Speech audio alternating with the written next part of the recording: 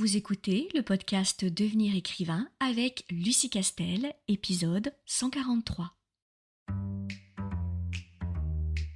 Bienvenue sur Devenir écrivain, le podcast pour démarrer et réussir votre carrière d'écrivain. Et maintenant, retrouvez votre animatrice Lucie Castel, autrice publiée à l'international, formatrice et conférencière.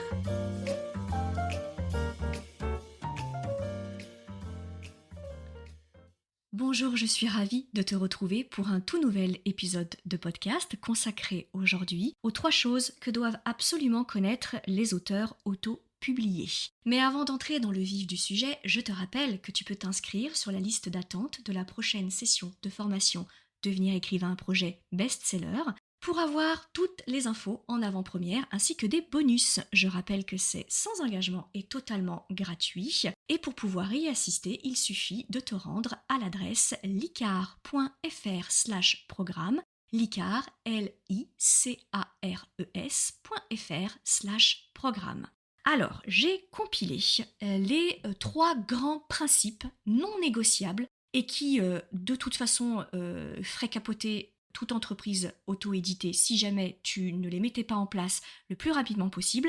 Je les ai résumés et je vais essayer de te donner des illustrations les plus pratiques possibles pour que tu puisses comprendre assez rapidement ce à quoi je fais référence. Vraiment, les 3 conseils que je vais te donner, c'est pas uniquement des conseils qui sortent de mon expérience dans l'auto-édition ou de mon cerveau ou de mon imagination. À chaque fois, pour ce qui est de l'auto-édition, je me tourne vers le réseau Licar, que ce soit du côté des anciens de Licar qui ont une brillante carrière en auto-édition ou des formateurs Licar qui sont des auteurs aussi auto-publiés et qui font des carrières extraordinaires. Donc à chaque fois, je me tourne vers ces personnes-là, vers ces sachants, et je leur fais valider ce que j'ai envie de dire sur le podcast en termes d'auto-édition. Et ce qu'il y a de bien, c'est qu'en matière d'auto-édition, il y a un relatif consensus sur à peu près toutes les grandes étapes de vente, de réussite, de business liées à la vente des livres sous la forme de l'auto-publication. Ce qui est plutôt une bonne chose, c'est parce qu'au moins on ne peut pas vous raconter d'histoires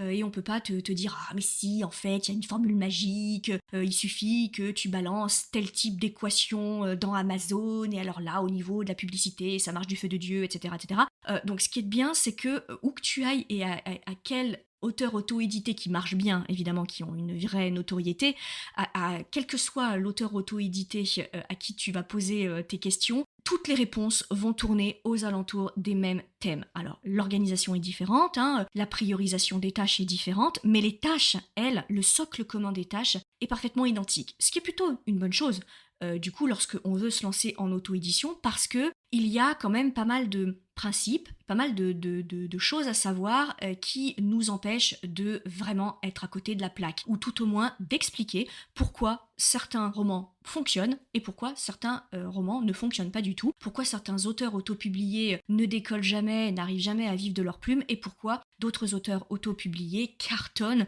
et font des chiffres d'affaires absolument faramineux, qu'ils publient bien volontiers d'ailleurs, parce qu'ils sont très fiers de leur réussite, et je ne saurais jamais trop leur dire qu'ils ont raison d'être fiers de leur réussite et de montrer leurs chiffres, parce qu'ils participent aussi à désacraliser la vente des livres, à désacraliser le métier d'auteur et à bien remettre les choses dans leur contexte en disant que tout travail mérite salaire et que ce n'est pas parce qu'on est un artiste, c'est pas parce qu'on est un écrivain qu'on doit se contenter de miettes dans un système qui produit de la précarité et qu'on doit se contenter de ne jamais gagner de l'argent parce que de toute façon, l'écriture doit rester un hobby et on ne doit pas être rémunéré et on ne doit pas gagner de l'argent ou beaucoup d'argent avec l'écriture de nos livres parce que sinon ce serait être vendu au grand capital et dénaturer notre expression artistique. Pas du tout, en fait. Et je trouve que les auteurs auto-édités participent grandement, et ils sont bien courageux de le faire, à cette désacralisation, et ils ont vraiment raison de le faire. Voilà, donc je commence avec un petit coup de gueule, mais en même temps, si tu me connais, tu sais que je suis assez coutumière du fait, et maintenant, nous allons donc pouvoir enfin entrer dans le vif du sujet.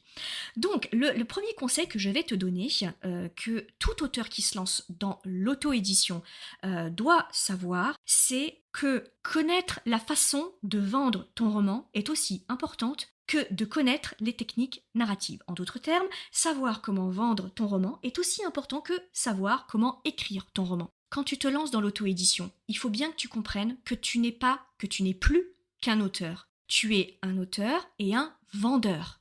Et un éditeur. Mais l'éditeur est un vendeur, ni plus ni moins. Alors oui, il a une branche où il va faire ta correction, il va choisir ta couverture, ton titre, il va te conseiller, etc. Mais ça, c'est qu'une partie de son travail. Le véritable cœur de son travail, c'est de cibler une clientèle cible, donc un lectorat cible, d'appeler ce lectorat cible, de le prévenir et de le convaincre que tous les romans qu'il va sortir en tant qu'éditeur va correspondre aux besoins et aux envies de ce lectorat cible. C'est ça le cœur du métier d'un éditeur. Donc tout ce qu'il va faire, de la couverture jusqu'au choix du titre, jusqu'au choix de son site internet, du choix de sa collection éditoriale, de sa ligne éditoriale, tout ça, en fait, est pensé pour ce même résultat et ce même objectif, à savoir cibler un type de lectorat et convaincre ce type de lectorat que tous les romans qui sortent de cette maison d'édition vont répondre à un besoin et une envie de ce lectorat. C'est le b.a.-ba du marketing. C'est le b.a.-ba du marketing. Tu veux lancer un business, la première chose que tu dois te demander, c'est à quel besoin je réponds. À quel besoin mon produit, quel que soit ce produit, il peut être immatériel, il peut être artistique, ou il peut être tout à fait réel, ça peut être un objet, à quel type de besoin mon produit répond. Si mon produit ne répond à aucun besoin, ou que le besoin n'existe pas, alors soit le besoin n'existe pas parce que, en fait, le fait est que les gens n'en ont tout simplement pas ni l'envie ni le besoin, et que là, il n'y a qu'à toi que ça fait plaisir, et là, tu ne vendras jamais, ou alors, il faut que tu crées ce besoin-là dans l'esprit de ton consommateur. Ce qui est évidemment beaucoup plus difficile. Et donc, lorsque tu vends un roman, le roman est certes une création de l'esprit, c'est une œuvre artistique, on est d'accord, n'empêche que c'est un produit. Et donc, l'éditeur qui reçoit ce produit-là va peaufiner ce produit, va le faire entrer dans une signalétique spécifique, etc., etc., dont le but premier est pas juste de le sortir pour l'amour de sortir ce produit, ce livre, mais dans le but de le vendre. Puisque, je le rappelle, l'éditeur, c'est un chef d'entreprise. Donc lui, son travail premier, c'est de se maintenir en vie pour continuer de publier de plus en plus d'auteurs, de lancer des carrières et évidemment de gagner de l'argent. Quand tu es auto-édité, la base de l'auto-édition, c'est que donc tu es à la fois l'auteur et à la fois ton propre éditeur. C'est ça que veut dire l'auto-édition et qui d'ailleurs porte très bien son nom. Donc, tu ne peux pas te lancer dans l'auto-édition sans aimer la partie marketing, sans vouloir être un vendeur. Ça, c'est pas possible. Je te le dis tout de suite, ça n'est pas possible. Les grands auto-édités français, ceux qui ont pignon sur rue, que tu as déjà vu tourner moult fois, si ça n'est pas le cas, je t'encourage à les suivre. Je parle de Madidé, je parle de Blandine Pay-Martin, je parle de Fleur Anna, je parle de Jupiter Phaeton, etc. Donc ce sont des autrices qui, on le sait, gagnent des fortunes en auto-édition, clairement, et elles sont tout à fait transparentes pour le coup. Elles publient leurs chiffres.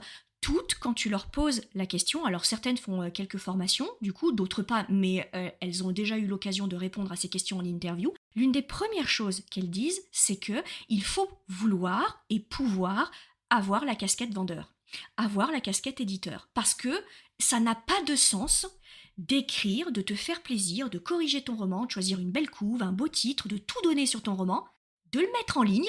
Voilà, de le mettre sur différentes plateformes, Kobo, Amazon, tout ce qu'on peut imaginer, et puis c'est tout.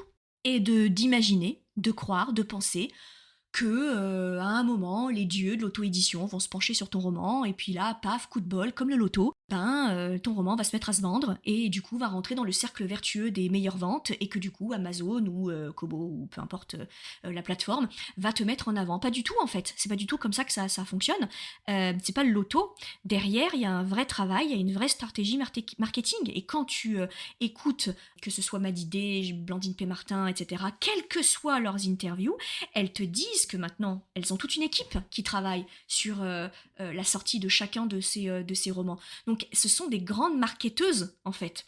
Elles savent exactement quel est le marché de leur niche. à quel type de public elles s'adressent, et surtout, elles se sont créées leur lectorat de niche, comme le ferait n'importe quel éditeur. La première chose que tu dois savoir, c'est est-ce que je suis prêt ou prête à m'intéresser à la question du marketing. Si tu n'es pas prêt ni prête à t'intéresser à cette question-là, et il n'y a pas de jugement là-dessus, tu peux être une super autrice, un super auteur, vraiment être au taquet et en avoir strictement rien à cirer de faire une étude de marché, d'étudier ton lecteur cible, de créer une mailing, etc. Et du coup de ne pas du tout vouloir t'occuper de ça. Il n'y a pas de problème. En revanche, le problème, c'est si tu te poses la question de pourquoi ton roman il se vend pas. Bah, la réponse, elle est là, en fait. Donc tu dois pas t'étonner. Après, tu peux ne pas avoir envie de vivre de ta plume, c'est tout à fait possible aussi, ça dépend ce que tu veux. Mais comme je le dis toujours à l'ICAR, tu fais les choix qui t'intéressent. Personne n'a à juger la manière dont tu organises ta carrière. Personne n'a à juger du choix de carrière que tu fais. Du choix de carrière en maison d'édition traditionnelle, en auto-édition, du choix que tu fais d'avoir un métier à côté, alimentaire, et du coup de ne garder l'écriture que comme un hobby, ou au contraire que tu veuilles gagner de l'argent avec ton écriture, voire même gagner beaucoup d'argent. Ne laisse jamais personne juger tes choix de carrière. Ils t'appartiennent, et il n'y en a aucun qui est meilleur que l'autre. En revanche, quand tu fais un choix, tu dois en connaître le prix. Et tu ne dois pas, en tout cas jamais, être surpris du résultat de tes choix. Donc quand tu choisis, tu dois bien le faire en toute connaissance de cause. Et c'est ça pour lequel je milite à l'ICAR. Que tu aies tous les éléments pour qu'ensuite tu puisses faire tel ou tel choix. Et c'est toi qui décides. Et personne n'a à te dire si ce que tu décides est bien ou mal. Le deuxième conseil que je vais te donner est un conseil très pratique. Mais c'est vraiment un des secrets, enfin je sais pas pourquoi d'ailleurs personne n'en parle. Si, les auto-édités à qui tu poses la question ou qui font des formations sur leur expérience, qui te racontent leur expérience d'auto-édité, elles le disent, ou ils le disent. Mais en première recherche sur internet, lorsqu'on tape auto-édition, etc., c'est jamais quelque chose qui ressort en premier, alors que c'est la base de la vente de ton livre, puisque maintenant tu l'auras compris, hein, le plus important, une fois que tu as écrit évidemment le roman, ça je n'en parle pas, il y a assez d'épisodes là-dessus, et puis tu as évidemment la formation devenir écrivain, mais admettons que tu saches exactement quoi écrire, comment écrire, et que tu assures de ce point de vue-là, quand tu te lances en auto-édition, c'est évidemment la partie vente. Et la manière la plus efficace de vendre un roman en auto-édition, il n'y en a pas 36, là encore c'est plutôt une bonne chose, c'est le système de mailing. L'auto-édition étant majoritairement des ventes en ligne, puisque tu fais majoritairement ton chiffre d'affaires avec le numérique ou l'impression à la demande, tu n'as pas de stock ou très peu chez toi, donc du coup considère que ton business c'est un business e-commerce, il ne fonctionne que avec un mailing. Pourquoi c'est si important cette mailing? C'est parce que plus elle va grossir, plus quand tu vas lui dire ça y est, je viens de sortir mon roman, voilà, je t'attends en avant-première, etc., n'hésite pas à l'acheter, qu'est-ce qui va se passer? Tu vas les encourager à acheter sur des plateformes de vente type Amazon ou équivalent. Et qu'est-ce qui va se passer? Il va se passer un pic de vente. Le pic de vente va te faire basculer dans le top 100 Amazon. Quand tu bascules dans le top 100 Amazon, Amazon propose ton roman pour toutes les autres personnes qui feraient des recherches similaires ou qui achèteraient des romans dans le même genre dans lequel tu écris. Donc tu n'as même pas besoin de payer Amazon pour faire des publicités. Amazon le fait automatiquement. Rappelle-toi qu'Amazon, son but, c'est que le panier du consommateur grossisse. Donc lui, il a tout intérêt, Amazon, de proposer au consommateur des produits équivalents dont il se doute que s'il a aimé le produit A, il va aimer le produit B. Donc il le fait automatiquement, Amazon, la pub.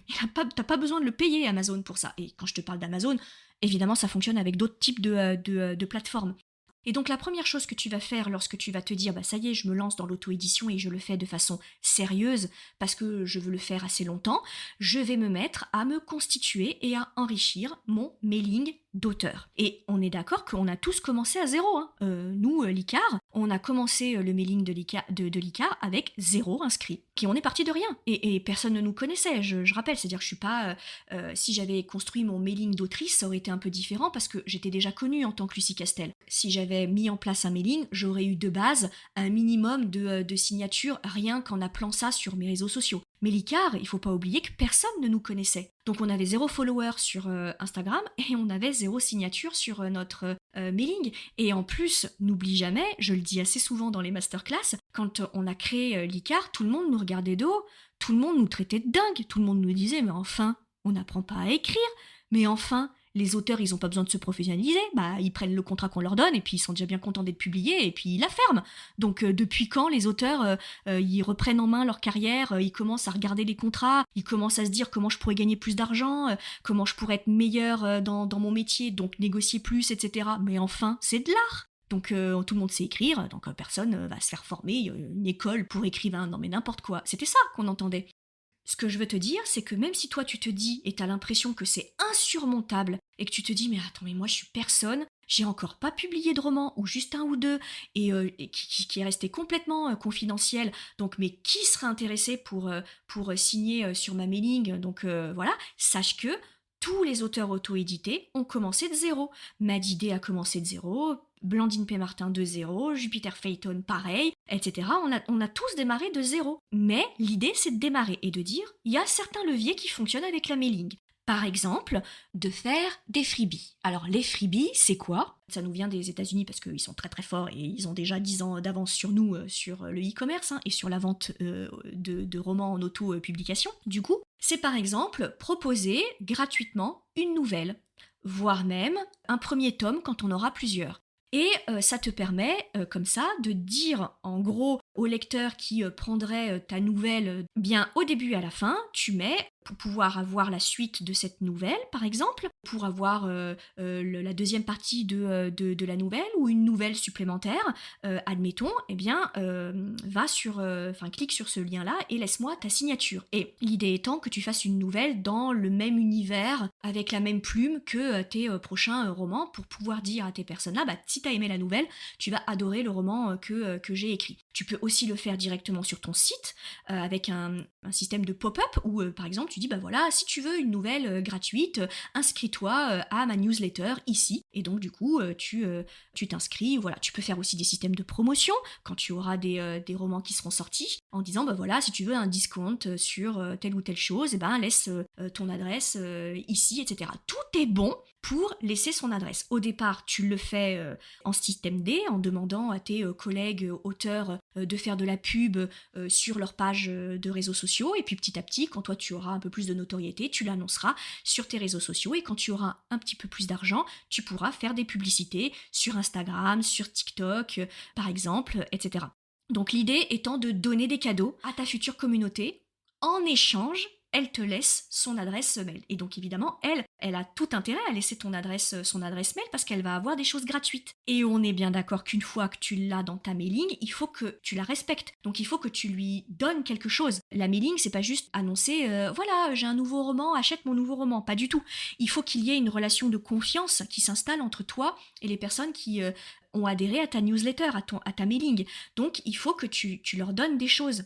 Donc que tu leur parles de toi, que tu leur parles de ton univers, que tu leur expliques comment est-ce que tu es arrivé à créer telle ou telle histoire. De temps en temps, tu leur offres des choses gratuites. Par exemple, tu leur révèles la couverture de ton prochain livre en avant-première, sans l'avoir diffusé sur les réseaux sociaux, etc.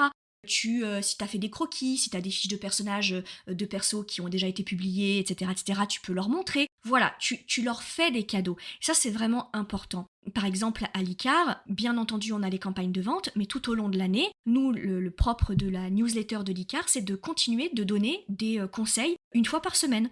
Donc, pour les personnes qui n'aimeraient pas forcément les podcasts ou qui ne sont pas sur les réseaux sociaux, ils ont quand même des conseils gratuits tout au long de l'année à travers la newsletter de l'ICAR. Ce qui ne nous empêche pas, évidemment, quand on est en période d'ouverture et d'inscription de la vente, de faire un peu plus de newsletter en disant simplement, je vous rappelle que la formation elle est en ligne et que donc voilà ce qu'on te propose, voilà le prix qu'on peut te faire, etc.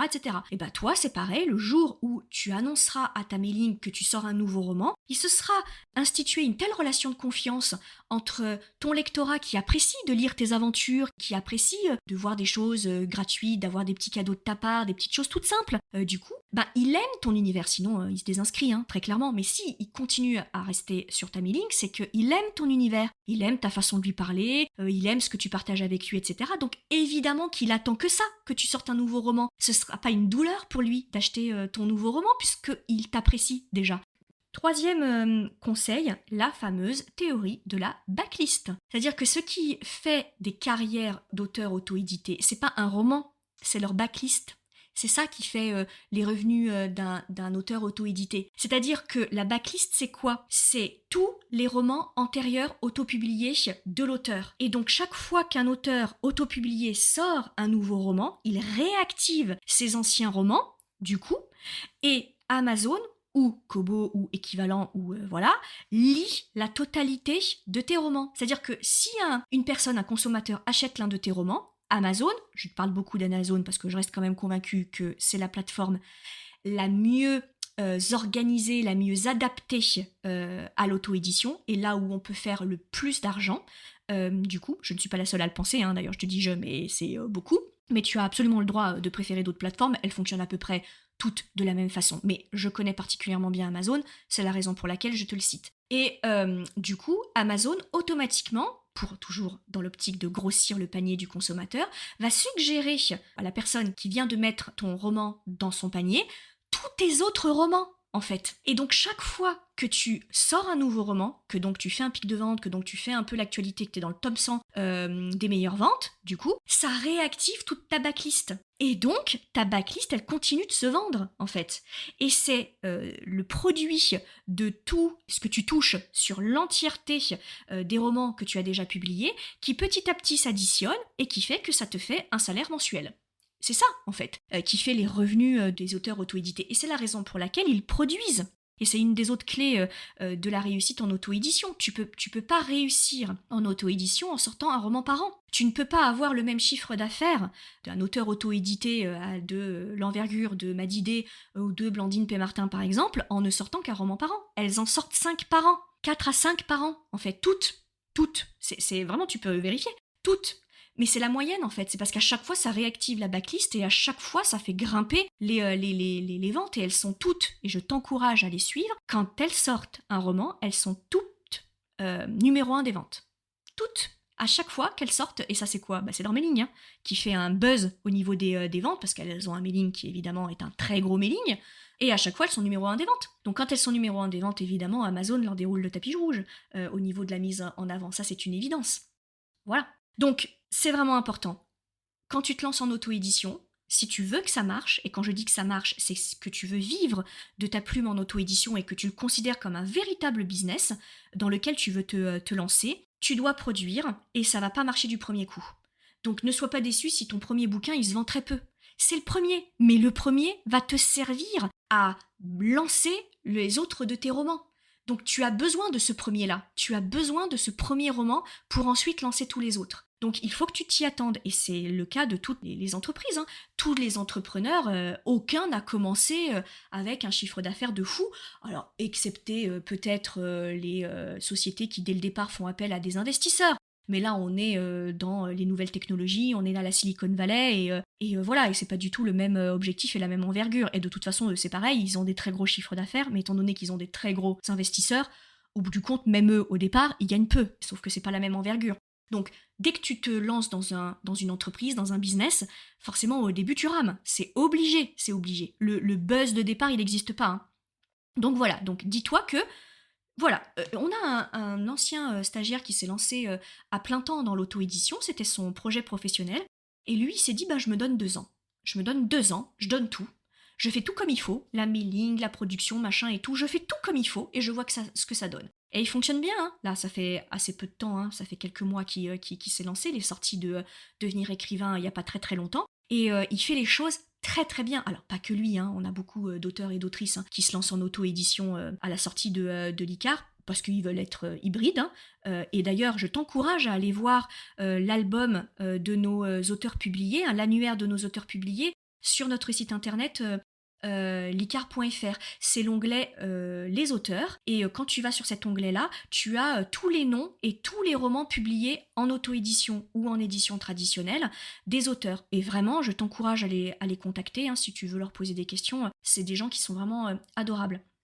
Et donc comme ça, tu verras comment est-ce qu'ils se sont lancés sur Amazon. Voilà ce que je voulais te dire en termes de conseils. Et j'en avais un dernier, c'est que je sais que de plus en plus, il se crée des sociétés dont le but est de répondre à ton besoin d'auto-publier. Et en ce sens, elles sont très intelligentes, elles sont très brillantes, puisqu'elles répondent à un vrai besoin d'auteurs qui de plus en plus ont envie de retrouver un peu d'indépendance et de liberté, et qui font le choix soit de sortir entièrement en auto-édition, soit d'être hybrides, et de faire un peu des deux. Et certains, du coup, se sentent tout à fait aptes à se lancer dans l'auto-édition, mais faute de temps, ou parce qu'ils ont un peu peur au début, sont tentés de faire appel à des structures qui se proposent de faire une partie du travail de l'auto-édition. Et dans ces cas-là, encore une fois, personne n'a jugé de tes choix. Tu as envie de passer par un tiers qui va répondre à ce besoin-là parce qu'au départ, tu te sens pas assez à l'aise pour te lancer, tu veux quelqu'un qui soit à tes côtés, tu veux voir ce que ça va donner, etc. Et c'est très bien, du coup, ou alors t'as pas trop le temps, mais tu veux quand même être auto-édité et tu y vas. Mais ce que je veux te dire, c'est que même si tu fais appel à ces structures-là, du coup, qui existent et qui sont des ressources, tu ne peux pas imaginer te dédouaner complètement de la partie marketing et études de marché. Parce que ces sociétés-là, toutes professionnelles qu'elles soient, elles font pas des miracles en fait. C'est-à-dire qu'elles vont pas se substituer à ton cerveau. C'est pas elles qui vont faire une étude de marché, c'est pas elles qui vont savoir à tous les coups la tendance de la romance en ce moment, la dernière tendance du thriller en ce moment. C'est pas elles qui va communiquer avec ta mailing en fait. Donc elles sont efficaces, mais je veux dire, elles sont pas omniscientes non plus, elles font pas des miracles. Donc elles font un certain nombre de choses selon leurs moyens, mais tu peux pas juste te dire oh, bah à partir du moment où je passe par ces structures-là qui vont s'occuper de mettre mon bouquin en ligne, voilà, et puis de le marketer, et puis de faire la maquette du roman, j'ai pas à m'en occuper, et puis ça va aller. Et espérer que tu vendes des 100 et des 1000. Bah non, en fait, ça peut pas marcher, parce qu'il y a que toi pour définir ton lectorat de cible. C'est un peu comme si les éditeurs faisaient appel à ces entreprises-là, et se disent, bah les entreprises, vous vous chargez de tout. Bah non, en fait, c'est la maison d'édition qui s'en charge, avec des commerciaux, des distributeurs, etc. Donc ces structures-là qui mettent en ligne ton roman, qui te proposent des services de correction, de couverture, etc., elles font quand même pas des miracles. Donc tu ne peux pas imaginer que juste faire recours à ces structures soit suffisant pour te faire une carrière. Si tu décides de te lancer en auto-édition, il faut que tu te dises qu'à un moment ou à un autre, va quand même falloir que tu mettes les mains dans le cambouis. Alors plus ou moins, ça dépend si tu choisis de faire appel à ces entreprises, de les tester, etc. Vraiment, moi j'ai aucun jugement sur la question. Je peux pas te donner plus de détails parce que je n'ai jamais fait appel à ces structures. Je sais que certains anciens stagiaires l'ont fait. Donc moi j'ai aucun jugement à apporter là-dessus. Je t'encouragerais assez à faire des tests, du coup, à creuser, à poser des questions, à les essayer, etc. Tu sais, rien n'est irréversible, du coup, je connais pas en fait, donc vraiment, faire des expériences. Mais par contre, ce que je peux te dire, c'est que ces sociétés-là, toutes efficaces qu'elles soient, toutes professionnelles et honnêtes elles soient, bah, n'empêche qu'elles font pas des miracles. Donc tu ne peux pas t'en remettre entièrement à ces structures-là et penser qu'elles vont faire une carrière. C'est pas possible. C'est pas possible. Et si elles te le font croire, là, pour le coup, c'est un peu tangent, tu vois. Non, ce sont des ressources. Elles mettent ces ressources à ton service. Elles sont efficaces sur leurs ressources. Ce sont des aides, comme une autre. Mais à un moment, la tête pensante, c'est toi. Celui qui réfléchit, celui qui décide, celui qui a une vision de sa carrière, c'est toi. Donc tu dois garder le contrôle. Voilà ce par quoi je voulais terminer du coup. Et encore une fois, je termine sur ce message. Ne laisse personne juger tes choix de carrière. Voilà, ça c'est non négociable. Et plus généralement, je ne suis pas Johanna, donc je suis beaucoup moins brillante qu'elle sur les questions de développement personnel, mais plus généralement, ne donne pas de pouvoir aux autres. Ne donne aucun pouvoir aux autres et ne laisse personne te juger. Voilà, ça c'est la base, je pense, pour tout un tas de choses. N'hésite pas à me dire si tu es d'accord avec ça et m'envoyer des messages sur Instagram. N'hésite pas à réagir à ce podcast. Je te souhaite beaucoup de courage pour tes travaux d'écriture et quoi qu'il arrive, je te dis à très très vite. Si tu veux apprendre à écrire un roman de qualité professionnelle et séduire les éditeurs, si tu veux qu'une équipe complète de professionnels t'accompagne dans ce projet, tu dois rejoindre Devenir écrivain, projet best-seller. C'est la formation la plus complète et individualisée pour t'aider à concrétiser ton rêve d'écriture. Inscris-toi sur licar.fr/formation, licars.fr/formation pour avoir toutes les informations. Beaucoup de nos anciens stagiaires réalisent actuellement leur rêve d'être écrivain professionnel, alors toi aussi, rejoins-les sur licar.fr/formation.